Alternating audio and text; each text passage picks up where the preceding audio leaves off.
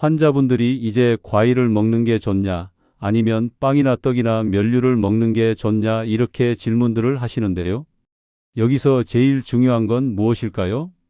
안녕하세요. 건강지식사전 구독자 여러분. 저는 노년내과 의사 김지훈 교수입니다. 포도당은 악당이 아니다. 당뇨가 되면 포도당 때문에 벌어지는 합병증들이 생깁니다. 포도당은 뭐 이렇게 얘기하니까 악당 같은데, 포도당은 실제로 우리 몸에 없으면 죽는 물질입니다. 없으면 저혈당이 되고, 저혈당이 되면 어디가 죽느냐? 다른 장기들은 조금 저항성이 있는데 뇌가 죽습니다. 뇌가 포도당과 산소만 사용하기 때문에 포도당이 없으면 뇌가 멈춥니다.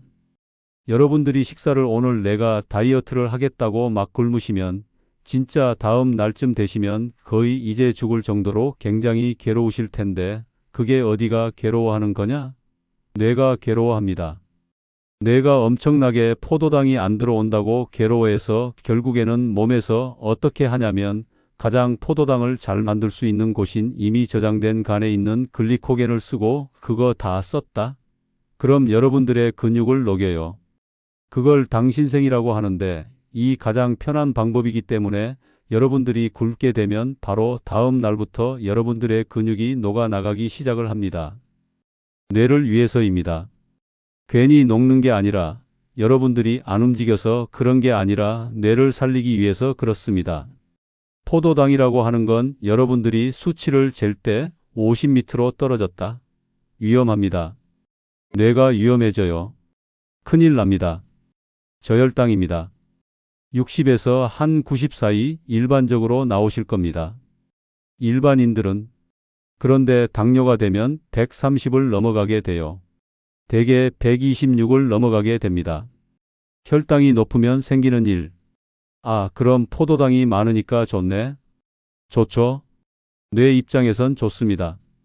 뇌 입장에서 좋은데, 이 많은 포도당이 혈색소에 붙어서 당화혈색소가 된다고 한 것처럼 다른 여러 가지 단백질이나 펩타이드 이런 곳에 달라붙습니다.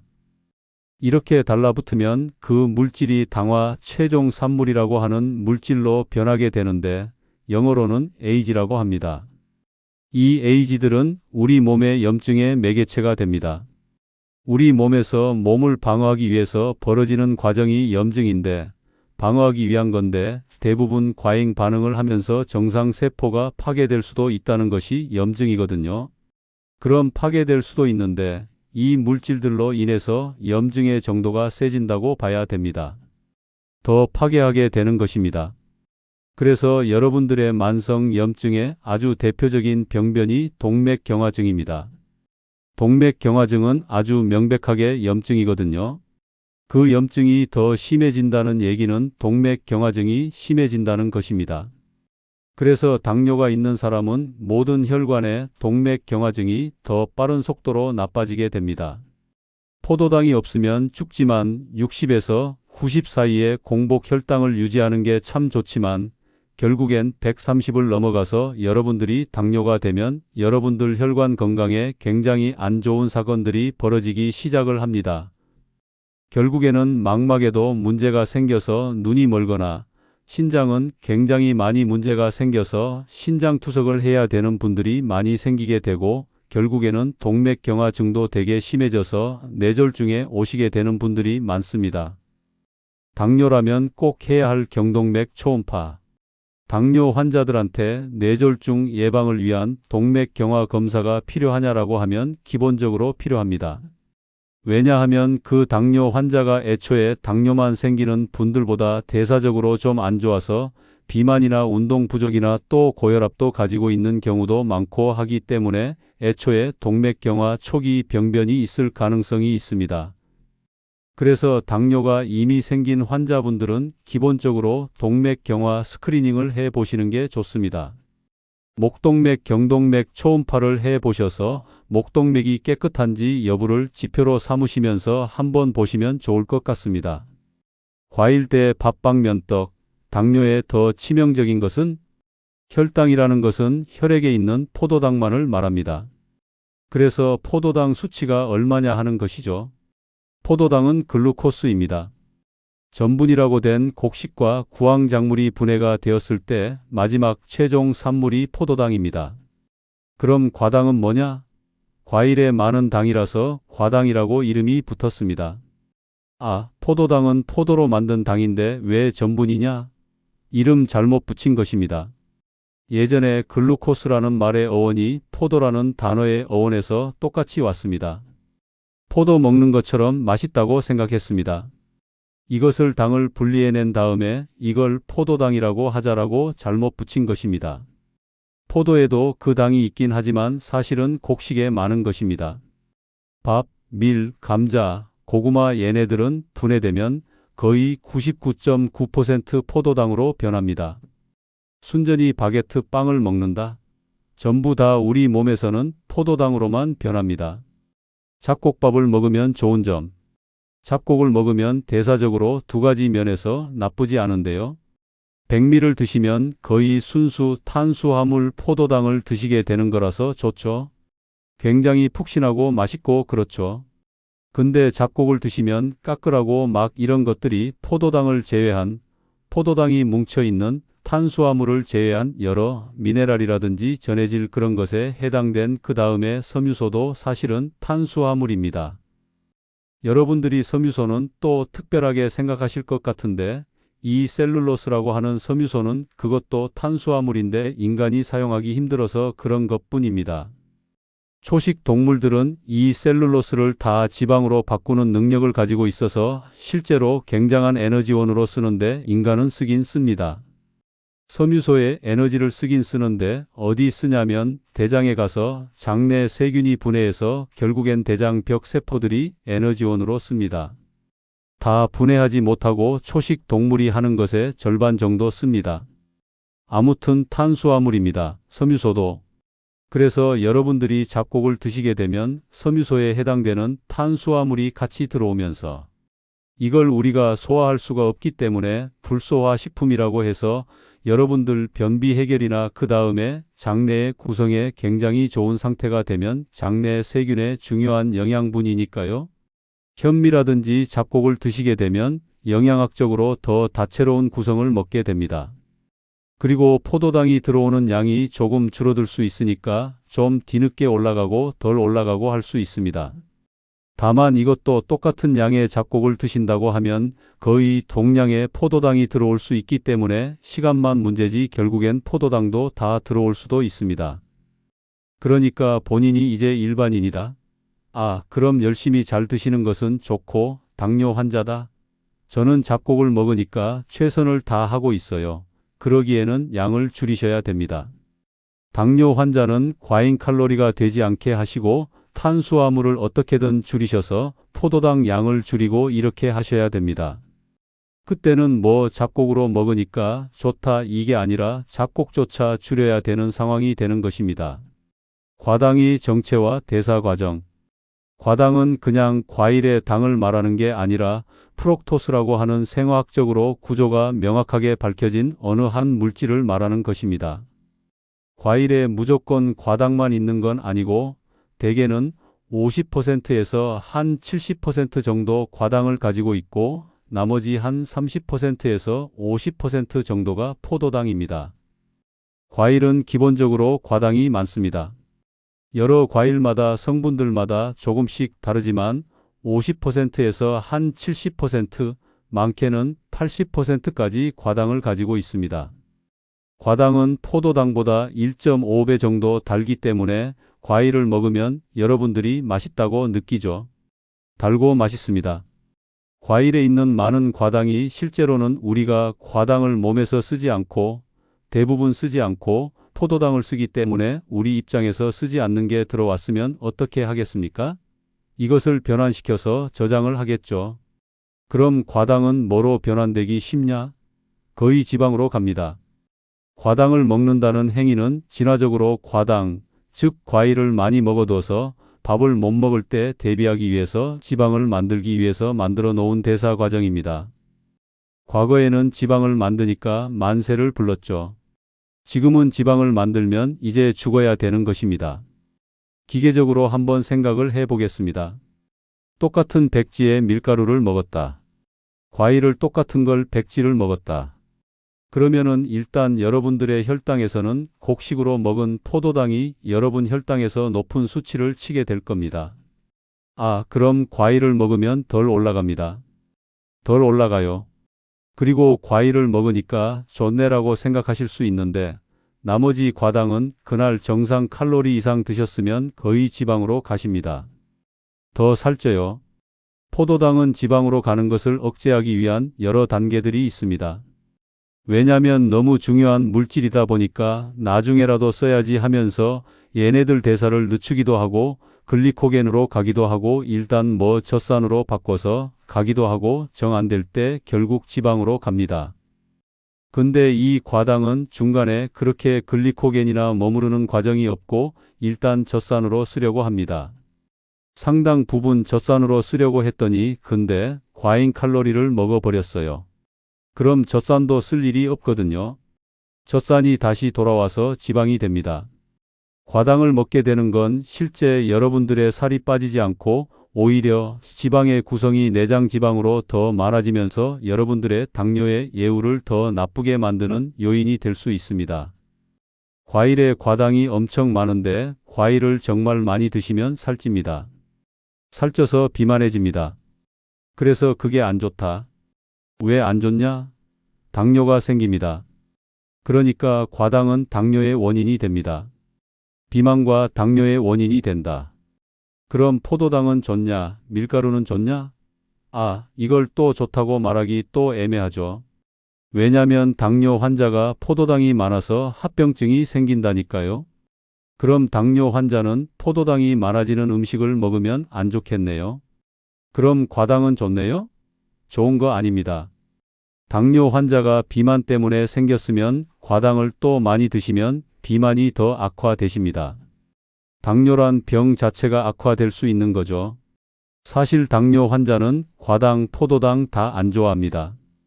근데 당뇨가 없다 그러면 과당, 포도당 다 드십시오. 과일도 드시고 다 드십시오. 골고루 잘 드시는 게 제일 중요하니까. 다만 본인이 비만으로 가지 않는지를 잘 모니터링 해 보십시오. 과일, 밥, 빵면, 떡보다 중요한 이것. 여기서 제일 중요한 건 첫째, 내가 당뇨가 있냐 없냐입니다. 둘째, 내가 매일 먹는 게 과잉 칼로리를 먹느냐, 정상 칼로리를 먹느냐입니다. 내가 과잉 칼로리를 먹는다면 대부분의 과잉 칼로리는 탄수화물이건 지방이건 단백질은 좀 안 그렇지만 다 지방으로 가버립니다. 과잉 칼로리일 때 아주 쉽게 지방으로 가요. 과일이 좋아요, 밀가루가 좋아요 라고 하면 과잉 칼로리가 아니시면 둘 다 좋습니다. 당뇨 환자라면 둘 다 안 좋을 수 있으니 절대 과잉 칼로리 하시면 안 됩니다. 여러분들이 지금 이렇게 이분법적으로 과일이 안 좋냐, 곡식이 안 좋냐라고 하면 그걸 가지고 이제 여러분들의 생각이 왜곡되는데 기본적으로 둘 다 우리 몸이 에너지원으로 쓰는 중요한 탄수화물들입니다. 그래서 둘 다 좋은 것입니다. 당뇨가 없고 본인이 정상 칼로리를 먹고 있다면 둘 다 엄청나게 좋은 영양분들입니다. 그런데 내가 당뇨가 있거나 비만하거나 그래서 과잉 칼로리를 절대 먹으면 안 되는 사람이다. 그러면 이 둘 다 지방으로 엄청 변합니다.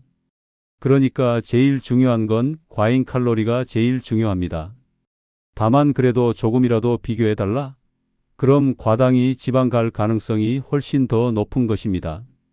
그런 운명으로 태어난 영양분이거든요. 그래서 여러분들이 내가 지금 비만하다면 과당을 줄이기 위해서 과일을 줄이는 노력을 하십시오. 다만 더 중요한 원칙은 반드시 과잉 칼로리가 되면 안 된다는 것입니다. 그날 먹는 칼로리를 계산하셔서 일정 부분 칼로리를 드시는 게 제일 좋습니다. 설탕과 액상 과당의 위험성. 설탕은 우리가 보통 사탕수수나 사탕물을 통해서 추출을 하는데 슈크로즈라고 하는 성분이 나옵니다. 포도당과 과당이 딱 1대1로 붙어 있습니다. 이게 설탕입니다. 액상 과당은 뭐냐 하면 미국에서 옥수수가 너무너무 싼 가격에서 너무 많이 생산되는데 그때 부족했던 건 설탕이었습니다. 옥수수를 가지고 분해하면 옥수수는 거의 다 포도당만 됩니다. 설탕처럼 단 것이 과당이니까 얘네들을 설탕 성분처럼 화학적으로 과당으로 바꿔 보자 해서 액상 과당이란 게 나오게 됩니다.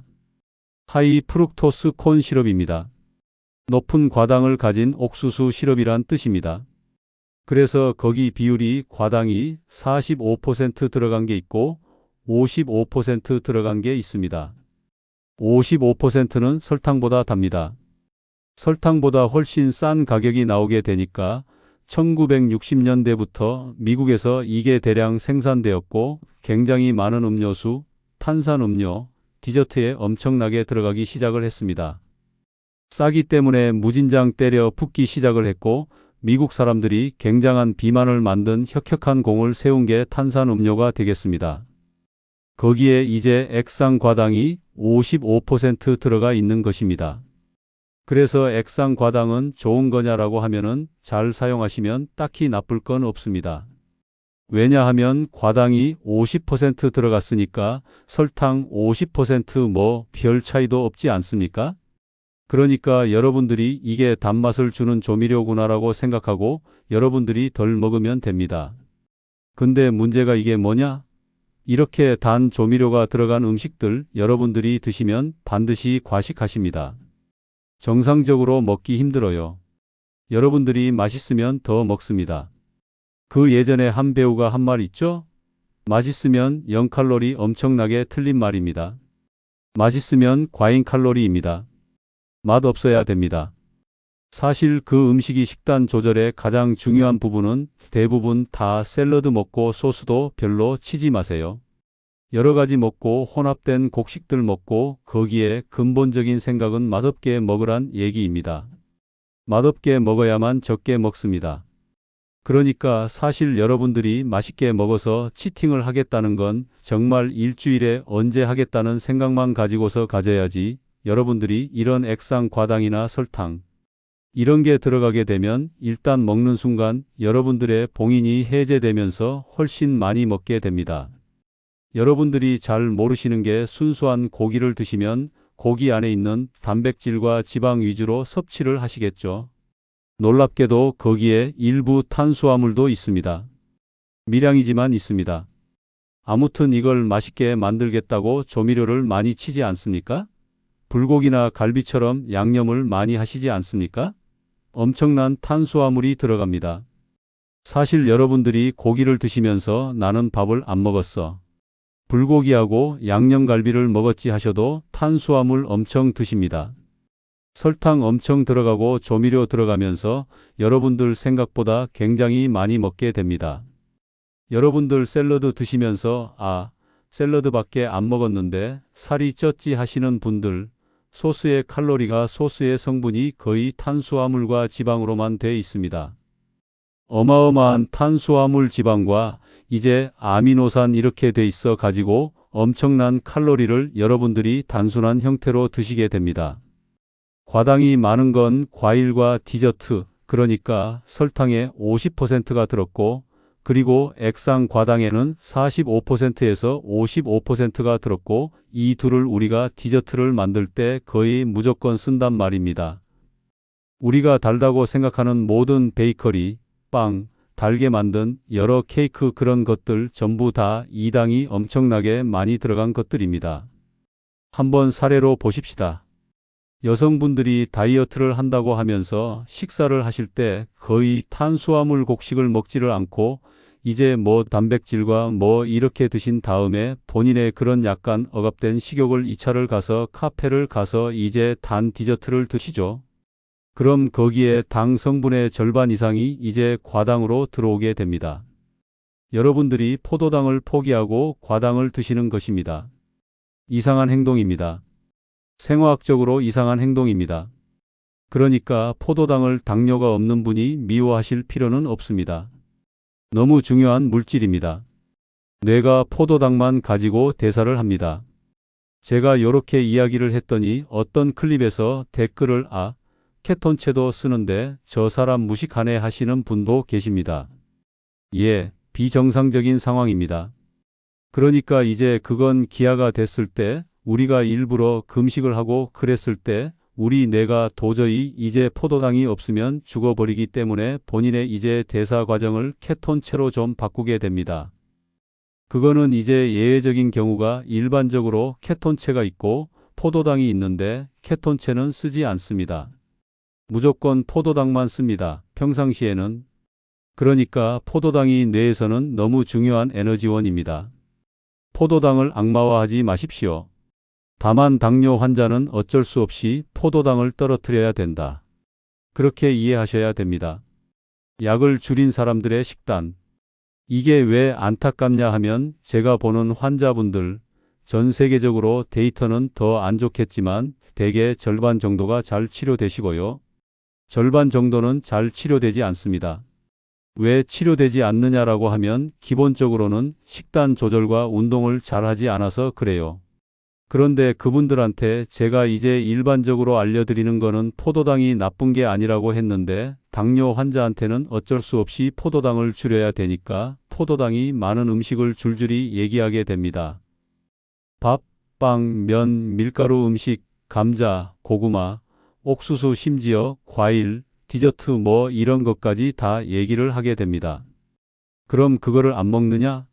안 먹는 게 아니라 일단 본인이 어느 정도 먹었으면 그걸 평상시 먹던 것에 반만 먹도록 노력을 해보고 나머지는 단백질 위주의 식사를 하려고 노력을 해보시라 이렇게 이야기를 하게 되죠. 사실 그런 식단 조절이 잘 안 되시기 때문에 결과적으로는 그분들이 나중에 당화혈색소가 자꾸 올라서 약이 점점 늘어나게 됩니다. 약이 늘어나 결국에는 인슐린까지 주게 됩니다. 인슐린 저항성이 생긴 사람한테 인슐린을 준다는 게 무슨 말이냐? 인슐린 저항성이 있지만 그걸 이겨낼 정도로 인슐린을 때려붓는 것입니다. 환자분들한테 인슐린 처방까지 하게 되는 건 정말 당뇨의 마지막 단계까지 오고 있는 것입니다. 이게 왜 안타깝냐 하면 당뇨 전 단계일 때 당뇨를 없애기 위해서 노력하신 분들은 평생 당뇨 없이 가시는 분들 많습니다. 또 당뇨가 생겼다 하더라도 나 이렇게 하니까 당뇨가 생기는군요 하면서 다시 식단 조절하시는 분들은 평생 당뇨 없이 식단 조절로 가시는 분이 많습니다. 정 안 돼서 어쩔 수 없이 약을 쓴다. 초기 단계 약을 하나 쓰는 걸로 평생 가시는 분들이 많습니다. 이런 생각이 없이 그냥 즐기는 대로 먹고 운동 안 하고 하셨기 때문에 이 다음에 몸에서 인슐린 저항성이 생기는 것은 기하급수적으로 생깁니다. 심한 당뇨 환자는 나중에 약 쓰면 되지 그게 아니고 약이 안 듣습니다. 초기에 아주 관리를 잘해야만 당뇨약도 잘 듣습니다. 그러니까 본인이 제대로 생각을 하시고 당화혈색소를 올 때마다 줄이기 위해서 정말 최선을 다하셔야 합니다.